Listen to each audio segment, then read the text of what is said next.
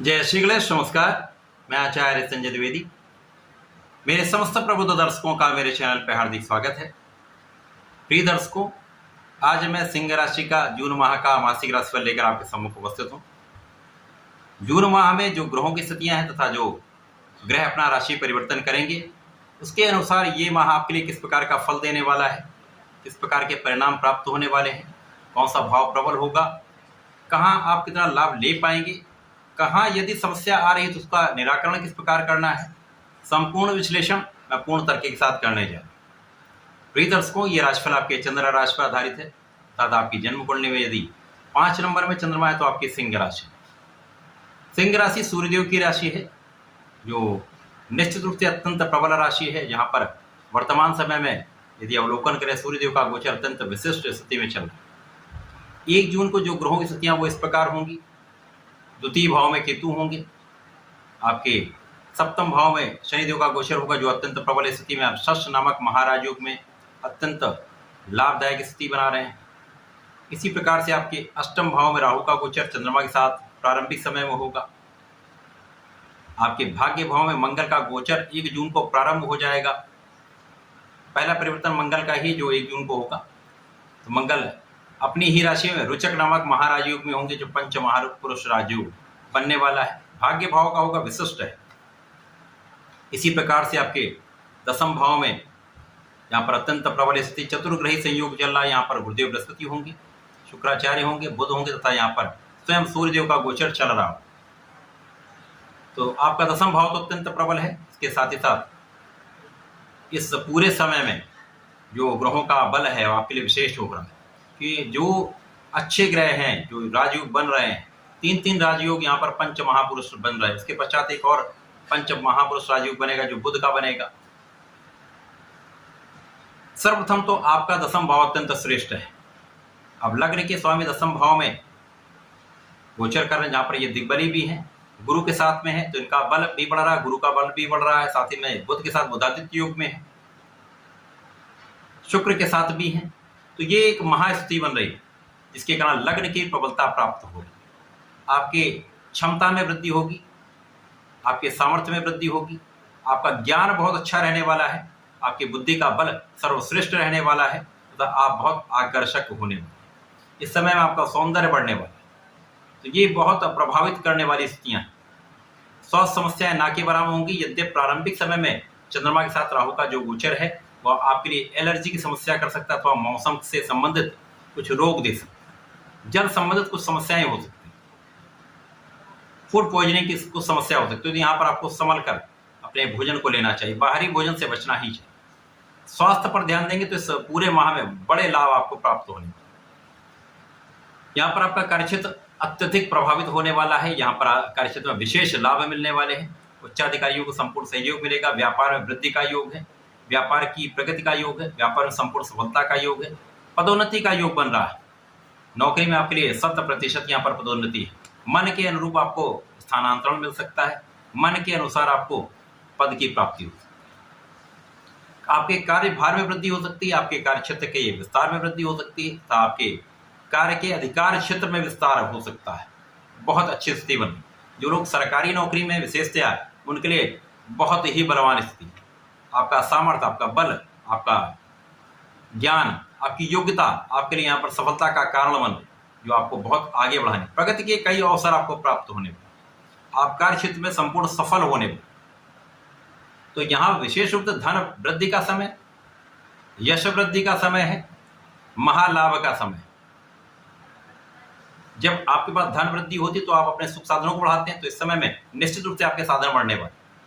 भूमि भवन वाहन का पूर्ण योग बनेगा। आप वाहन का सर्वश्रेष्ठ लाभ लेने वाले।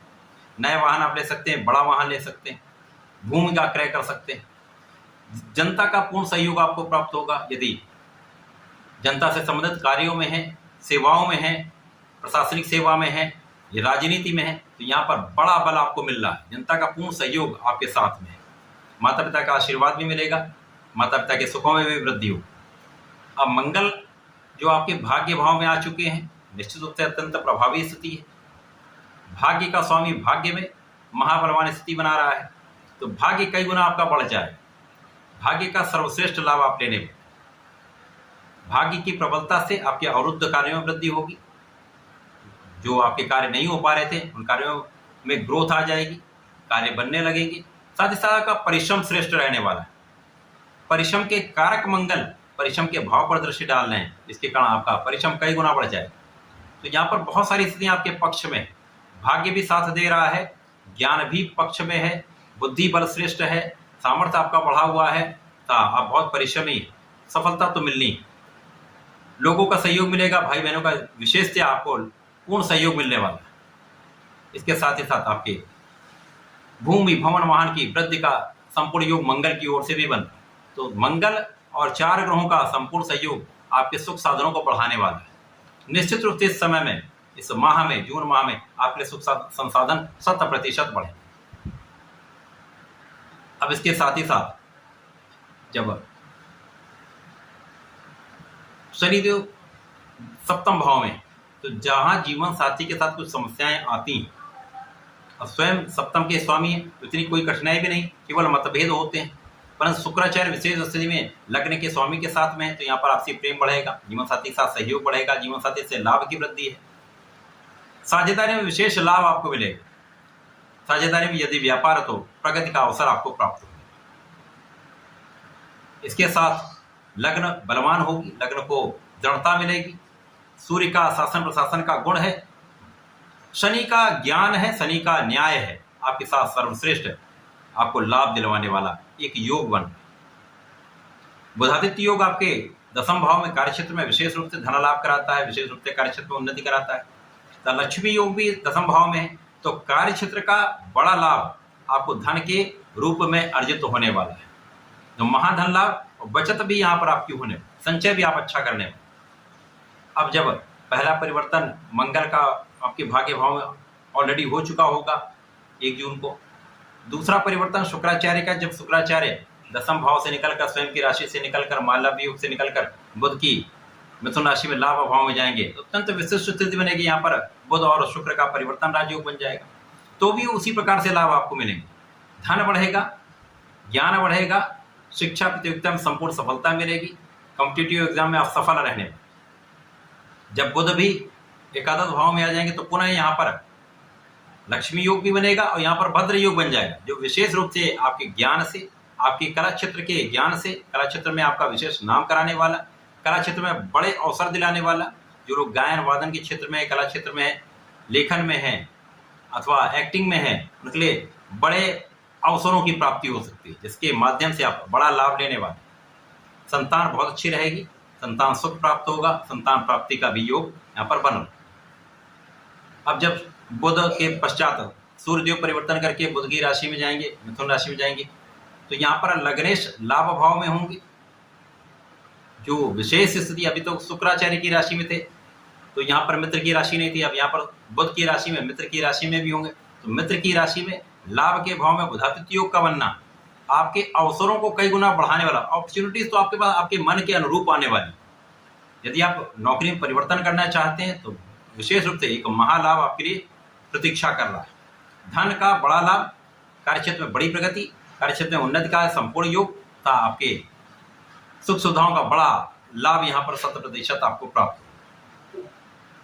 इसके साथ ही साथ यहाँ पर संतान बहुत अच्छी रहेगी, संतान की भी उन्नति का योग बन रहा है, संतान के ज्ञान में वृद्धि हो का योग संपूर्ण बन रहा है, तथा संतान की ओर से आपको सुखों की प्राप्ति का संपूर्ण योग बन।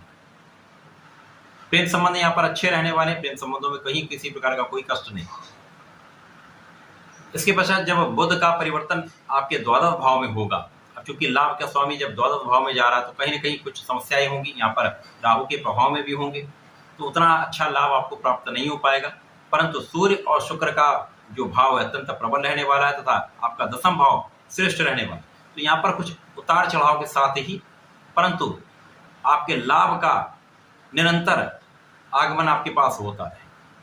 कुछ लोग आपको डिगाने का प्रयास करेंगे, कुछ लोग आपके लिए अपयश का कारण बनेंगे, परंतु उन सब स्थितियों से आप निकलते हुए, अपने क्षमताओं का संपूर्ण उपयोग करते हुए, अपने सामर्थ्य के बल पर, अपनी योग्यता के बल पर, अपने न्याय के बल पर आप संपूर्ण रूप से सफल रहने वाले, प्रगति करने वाले।